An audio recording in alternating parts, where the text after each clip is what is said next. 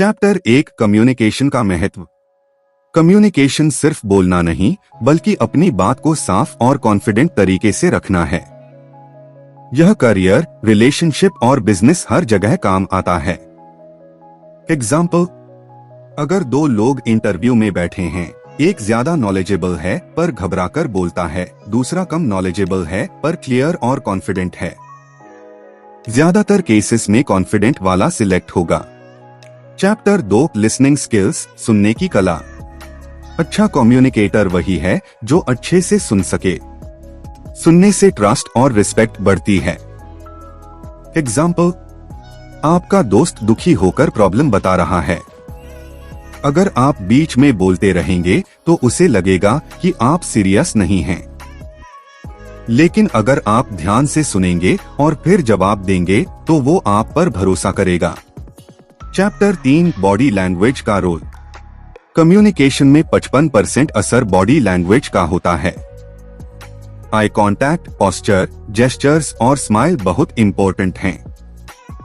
Example, अगर आप presentation देते वक्त ऑडियंस की आंखों में देखेंगे और मुस्कुराएंगे तो लोग कनेक्ट करेंगे। अगर नीचे देखेंगे तो लगेगा आप कॉन्फिडेंट नहीं हैं।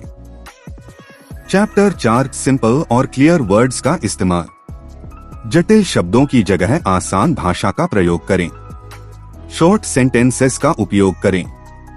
एग्जाम्पल, साइंस टीचर अगर कहे photosynthesis is a biochemical process तो बच्चा कंफ्यूज होगा। लेकिन अगर कहे पौधे खाना बनाने की प्रक्रिया को फोटोसिंथेसिस कहते हैं तो सब तुरंत समझ जाएंगे। चैप्टर 5 एम्पैथी, सहानुभूति। दूसरों की फीलिंग्स को समझना कम्युनिकेशन को पावरफुल बनाता है। एग्जाम्पल, अगर कोई कस्टमर गुस्से में है और आप कहें हम आपकी प्रॉब्लम को समझते हैं और जल्दी सल्यूशन देंगे तो उसका गुस्सा कम हो जाएगा।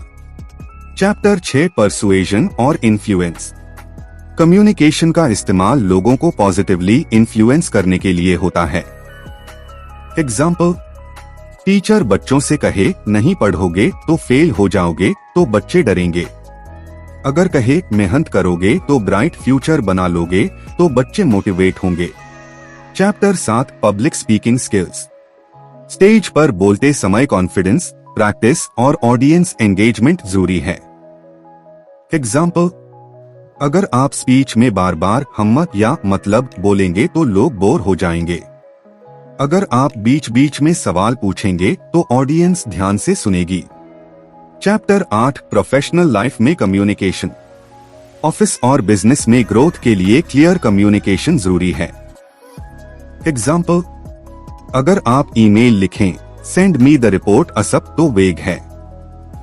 अगर लिखें please send me the sales report by 5 PM today तो क्लियर और प्रोफेशनल है। चैप्टर 9 कम्युनिकेशन बैरियर्स से बचना। बैरियर्स जैसे डर, झिझक, हेजिटेशन या लैंग्वेज प्रॉब्लम को प्रैक्टिस से दूर किया जा सकता है। एग्जाम्पल, अगर आपको इंग्लिश बोलने में हेजिटेशन है तो रोज सिंपल सेंटेंसेस प्रैक्टिस करें, जैसे how are you, I am fine. Slowly hesitation खत्म हो जाएगा। Chapter 10 life long communication growth. Communication एक लाइफ लॉन्ग स्किल है। रोज प्रैक्टिस और सीखते रहना जरूरी है।